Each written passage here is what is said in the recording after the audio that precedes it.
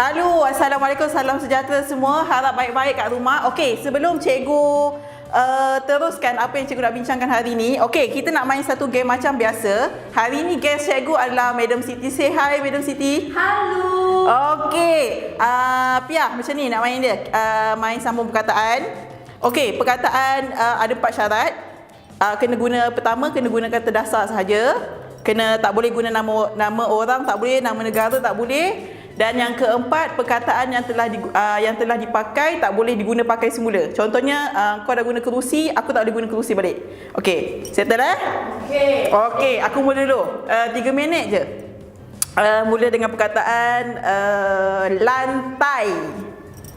Indah. Indah. Hari. Isi. Isi, dia bagi aku air lagi ya. Ibu. Ulat. Ibu ulat. Tanjung. Gajah. Gajah. Hari. Satu, dua. Ikan. Ikan. Nasi.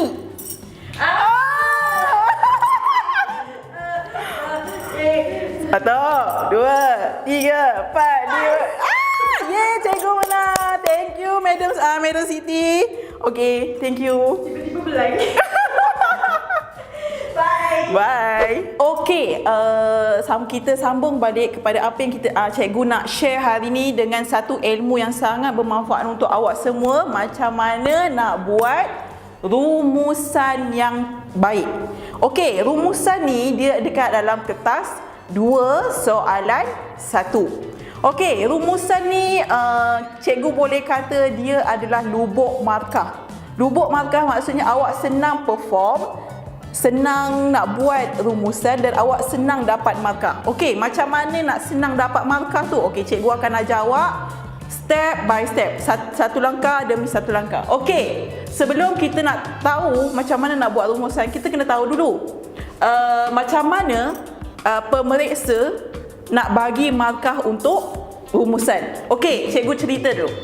Rumusan awak kena buat mesti kurang daripada 120 patah perkataan. Okey, dia hanya 30 markah saja. Lepas tu dibahagikan kepada 2. 20 markah untuk isi, 10 markah untuk aspek bahasa. Aspek bahasa termasuklah macam tata bahasa. Tata bahasa, ejaan, kosakata ataupun istilah, tanda bacaan, tanda baca. Contohnya macam ada koma ke, tak ada koma ke, titik ke, huruf besar ke, huruf kecil ke, semua benda kena jaga. Okey, 20 markah. Okey, kalau kita tengok kat sini, kertas dulu pula, rumusan dia mesti kurang daripada 120 patah perkataan. Maksudnya maksimum dia adalah 120 patah perkataan. Okey, so cikgu dah buat untuk awak siap-siap. Cikgu dah bagi teknik. Okey, untuk pendahuluan ataupun awak letak dekat perenggan yang pertama, awak hanya perlu gunakan 10 patah perkataan sahaja, iaitu satu ayat. Okey, macam mana nak buat pendahuluan? Mula dengan ayat tajuk yang ingin diketengahkan. Masukkan kata kunci yang pertama sahaja. Okey, mesti awak tak faham. Okey, cikgu terangkan ke awak apa itu kata kunci pertama, apa itu kata kunci yang kedua. Kat dalam rumusan selalunya ataupun memang dia akan bagi 2 kata kunci di dalam soalan. Okey, cikgu bagi awak contoh soalan. Buat satu rumusan tentang punca-punca berlakunya banjir kilat. Okey, punca-punca berlakunya banjir kilat adalah kata kunci yang pertama. Dan kesan-kesannya adalah kata kunci yang kedua. Kesan-kesan apa? Mestilah kesan-kesan kepada banjir kilat tadi. Okey, tapi bila kita cakap pasal pendahuluan, awak hanya perlu masukkan kata kunci yang pertama sahaja, iaitu punca-punca berlakunya banjir kilat. Kata kunci yang kedua iaitu berkaitan dengan kesan-kesan banjir kilat, jangan masukkan dalam pendahuluan. Jangan masukkan. Faham? Okey. So, hasil yang boleh kita hasilkan untuk pendahuluan. Dengar lagi satu, cikgu lupa nak beritahu. Kena guna, bila nak buat ayat pendahuluan, kena guna perkataan sinonim. Okey, contoh pendahuluan yang akan dihasilkan, petikan membincangkan tentang. Okey, dekat sini soalan dia cakap punca-punca berlakunya banjir kilat. Tapi dekat pendahuluan jangan guna ayat yang telah jangan guna perkataan yang telah digunakan di dalam soalan. Contohnya punca-punca. Tengok, cikgu tukar kepada faktor-faktor. Kita kena guna sinonim bagi arahan soalan tersebut. So, hasilnya dia akan jadi petikan membincangkan faktor-faktor berlakunya banjir kilat. Titik.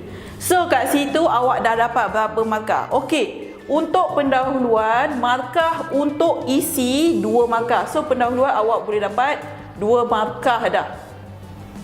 Kalau awak buat macam cikgu ajar, jangan guna perkataan asal yang digunakan soalan, mesti guna sinonim bagi bagi arahan soalan tersebut. Okey, sambil tu cikgu ajar juga untuk sinonim perkataan lain. Okey, contohnya soalan keluar cara-cara. So, sinonim bagi cara-cara adalah langkah-langkah. Okey, yang kedua, punca-punca macam cikgu guna tadi, sinonim dia adalah faktor-faktor ataupun sebab-sebab. Yang ketiga, kalau keluar perkataan kepentingan. So, boleh kata sinonim dia adalah kelebihan-kelebihan ataupun kebaikan-kebaikan ataupun faedah-faedah. Yang keempat, sinonim bagi perkataan kesan-kesan. So, apa sinonim perkataan untuk kesan-kesan? Jawapannya adalah akibat-akibat. Kesan-kesan, akibat-akibat ataupun impak. Okey, yang kelima, perkataan yang kemungkinan akan keluar selalunya peranan. So, sinonim bagi peranan adalah tugas ataupun tanggungjawab. Boleh setakat ni? Cikgu ulang lagi semula. Untuk pendahuluan, jangan guna perkataan asal yang digunakan oleh soalan. Tips dia, jangan guna kata asal.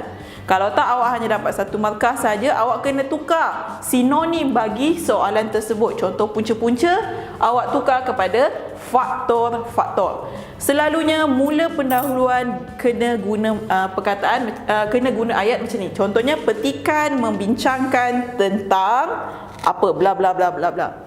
Okey, seterusnya untuk isi tersurat. Untuk isi tersurat, dia terletak untuk perenggan kedua. Okey, untuk isi tersurat, cikgu cadangkan awak guna 70 patah perkataan. Untuk pendahuluan tadi, 10 patah perkataan. So, total baru 80. Nampak? Dia kata kurang daripada 120. Untuk isi tersurat 70 patah perkataan, selalunya awak kena letak berapa isi? 6 isi. Okey, cikgu banyaknya 6 isi ni. Okey, kenapa kena letak 6 isi untuk isi tersurat?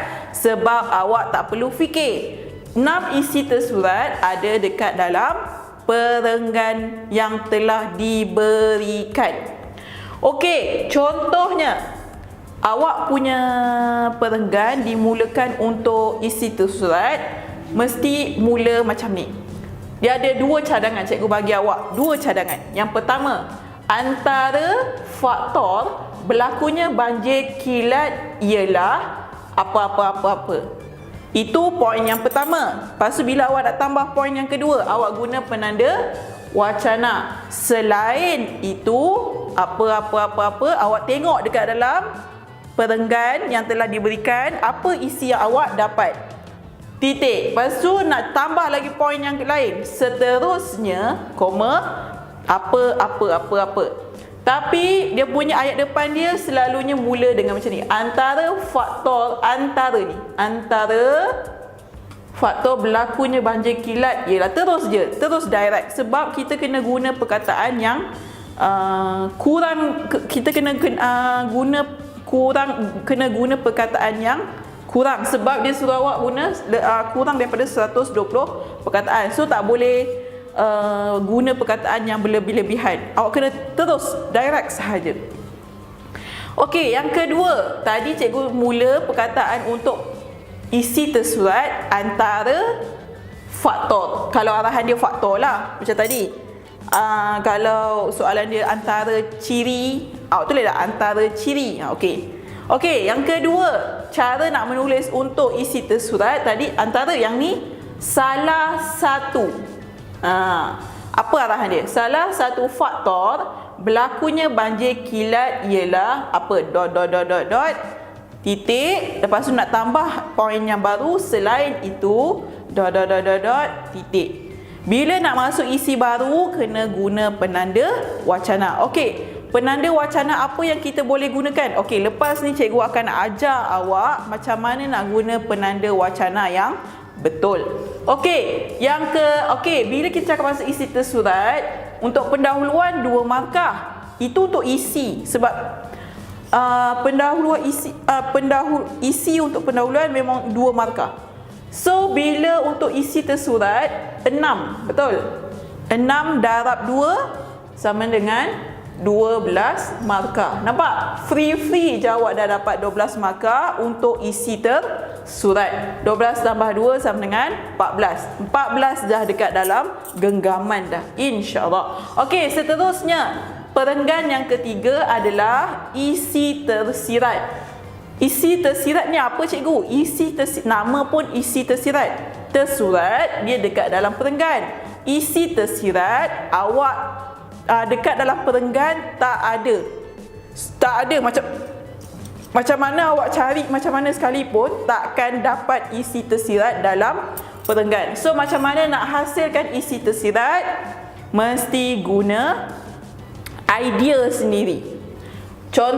Dan awak cikgu cadangkan awak guna berapa patah perkataan? 25 patah perkataan. Isi tersirat perenggan yang ketiga. Berapa isi tersirat yang kita perlukan, cikgu? Okey, isi tersirat yang perlu kita gunakan hanyalah 2 isi, tiada dalam perenggan. Okey, contohnya macam mana kita nak buat isi tersirat? Kesan-kesan banjir kilat ialah, nampak?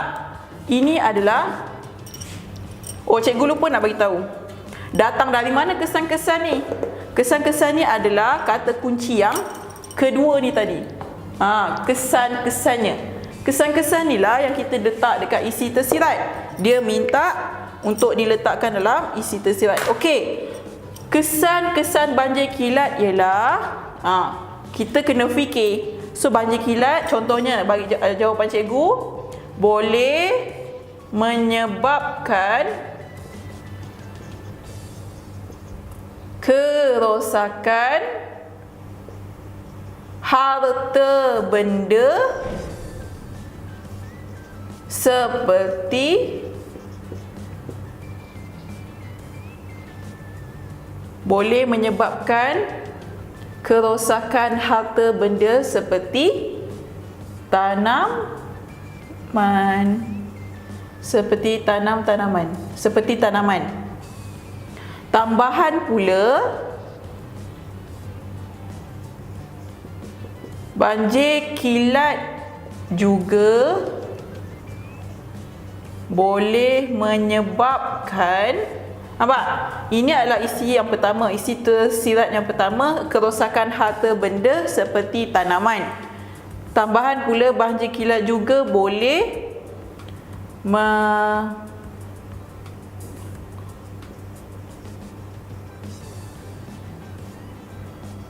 mengorbankan nyawa manusia. Banjir kilat juga boleh menyebabkan nyawa manusia terkorban. So kat sini dah dapat 2 isi tersirat. Isi tersirat berapa markah untuk isi? 2 kali 2 sama dengan 4 markah. Cikgu dah kata tadi untuk isi 20 markah untuk keseluruhan. So pendahuluan 2 markah, isi tersirat 12 markah, isi tersirat 4 markah, total dah 16, 17, 18. So lagi 2 balance adalah untuk kesimpulan. Okey, untuk kesimpulan awak hanya perlu buat 1 ayat sahaja dan hanya perlu menggunakan berapa patah perkataan? 15 patah perkataan. Kesimpulan duduk dia di perenggan yang keempat. Okey, 1 ayat yang cikgu kata tadi kesimpulan mesti terdiri daripada 2 unsur ni. Yang pertama unsur cadangan. Yang kedua adalah unsur kesan kepada cadangan tersebut. Okey, macam mana? Awak masih tak nampak lagi? Okey, cikgu bagi awak contoh. Kesimpulannya, pihak kerajaan perlu memastikan sistem saluran air yang berada di tahap terbaik agar keselamatan awam dapat dijaga. Okey, yang mana satu cadangan, yang mana satu kesan cadangan. Okey, cadangan untuk kesimpulan cikgu adalah, ini adalah cadangan. Kerajaan perlu memastikan sistem saluran air yang berada berada di tahap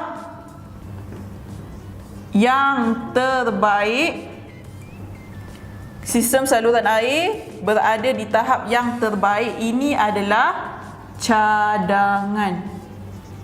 Okey, bila awak nampak perkataan agar. Agar ni adalah, maksud selepas perkataan agar adalah kesan daripada cadangan tersebut, iaitu keselamatan awam dapat dijaga. Kenapa cikgu kata kesan cadangan? Bila sistem saluran air itu berada di tahap yang terbaik, keselamatan awam akan dapat dijaga. Betul lah. So apa? Sebab tadi kita dah kata kesan dia adalah kerosakan harta benda. Yang pertama. Yang kedua, boleh mengorbankan nyawa manusia. So bila kita cakap sistem saluran air, pihak kerajaan kena pastikan sistem saluran air di tahap yang terbaik. So keselamatan awam tu dapat dijaga. Tak kisahlah dari segi nyawa ke, dari segi harta benda ke, termasuklah tanaman ataupun bangunan, apa-apa yang berkaitan dengan keselamatan awam. Tak kisahlah yang berkaitan dengan diri dia ke, dengan harta dia ke. Okey, cikgu harap video ni dapat membantu awak macam mana nak buat rumusan yang baik dan cemerlang. Cikgu dah bagi awak teknik. Mesti ada 4 perenggan. Perenggan yang pertama adalah perenggan pendahuluan. Kena ada 1 ayat sahaja. 1 ayat yang berkaitan dengan kata kunci yang pertama. Kata kunci yang pertama pula mesti digunakan dengan kata yang sinonim. Jangan salin bulat-bulat arahan soalan. Yang kedua, perenggan yang kedua berkaitan dengan isi tersurat. Isi tersurat mesti ada 6 sekurang-kurangnya. Okey, yang ketiga, isi tersirat kena letak 2 isi, tidak ada dalam perenggan, awak kena fikir sendiri. Yang keempat adalah kesimpulan. So rumusan ada 4 perenggan, kurang daripada 120 patah perkataan pun cikgu dah bahagikan. Pendahuluan 10 patah perkataan, isi tersurat 70 patah perkataan, isi tersirat 25 patah perkataan dan kesimpulan hanya 15 patah perkataan. Bila dirangkumkan semua, buat kemas-kemas, buat cantik-cantik, awak boleh tahu macam mana nak buat rumusan yang baik. Okey, selepas ini cikgu akan ajar awak nak guna penanda wacana yang betul. Okey, kita sambung. Sebelum tu cikgu lupa nak bagi tahu tadi, untuk markah rumusan adalah 30 markah, betul? 20 markah berkaitan dengan isi sahaja. So lagi 10 markah mana? Walaupun cikgu dah terangkan tadi berkaitan dengan aspek bahasa. Awak so lagi 10 markah, pemeriksa akan tengok dari segi aspek bahasa adalah awak kena jagalah tata bahasa awak. Kata nama am, kata nama khas kena huruf besar, huruf kecil. tanda baca, titik, koma, semua. So selepas penanda wacana, yang kita akan belajar lagi, mesti kena ada koma. Okey, selepas selain tanda baca, ejaan, istilah yang awak guna mesti betul. Okey, dah habis cakap pasal peagihan markah. So kita nak cakap, seterusnya cikgu nak share pasal penanda wacana bagi rumusan. Cikgu khaskan untuk rumusan sahaja, penanda wacana bagi rumusan. Okey, untuk perenggan pertama tadi adalah perenggan pendahuluan. Awak mula ayat tak guna penanda wacana pun, awak akan guna yang awak akan bina ayat, petikan membincangkan tentang apa arahan soalan.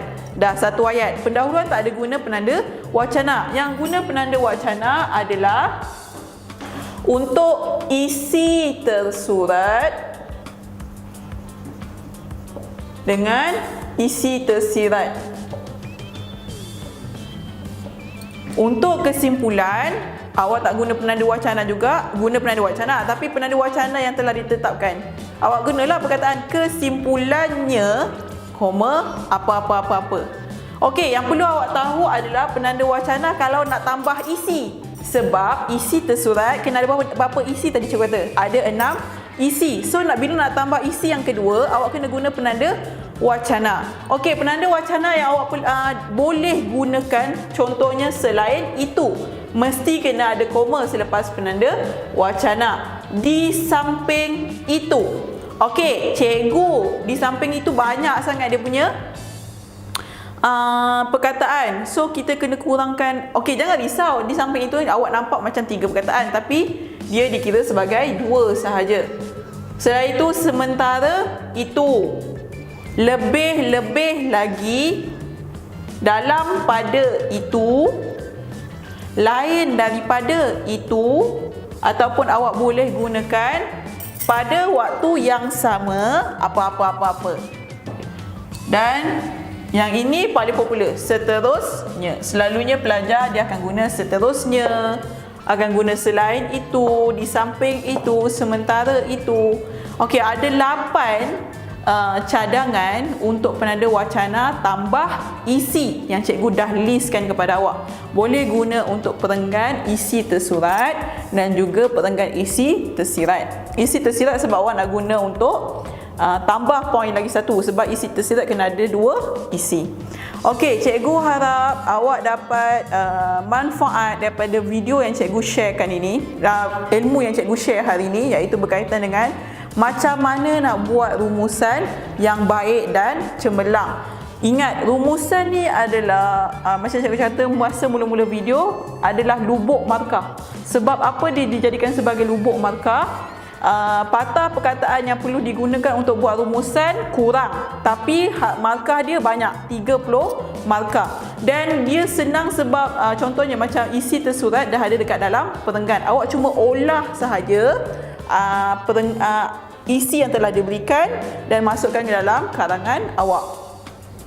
Sama juga macam yang ini, rumusan untuk kertas 2, bahagian soalan 1, 30 markah. Tapi kalau untuk kertas 1, bahagian bahan rangsangan, untuk bahagian A, bahan rangsangan, dia 30 markah juga, tapi patah perkataan yang diperlukan adalah 200 hingga 250 patah perkataan. Nampak? Sebab tu cikgu kata rumusan ni adalah lubuk markah. Sebab rumusan hanya memerlukan 120 patah perkataan. Yang ini untuk kertas 2. Senang nak dapat markah. Manakala untuk yang bahan rangsangan,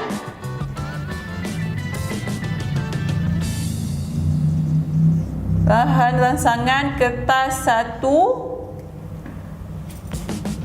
bahagian A, yang ini memerlukan 200 hingga 250 patah perkataan. Tapi dua-dua ni sama, 30 markah. 30 markah. Sebab tu cikgu kata senang nak buat rumusan ni, sebab dia memerlukan patah perkataan yang sikit tapi markahnya Markahnya sama macam bahan rangsangan untuk kertas satu. Okey, cikgu harap awak lepas ni boleh buat karangan rumusan dengan baik dan cemerlang dan tidak ada buat silap lagi. Okey, cikgu jangan lupa. Okey, thank you guys. Terima kasih untuk sebab tonton video ni. Awak boleh tonton video ni ramai-ramai dengan kawan-kawan awak, belajar macam mana nak buat rumusan yang baik dengan di rumah. Boleh tonton video dengan kawan-kawan awak chill-chill belajar bahasa Melayu. Okey, jangan lupa subscribe video channel kita e-tuition untuk PTM.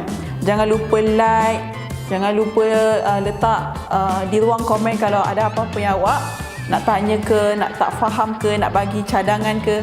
Okay, thank you guys. Bye.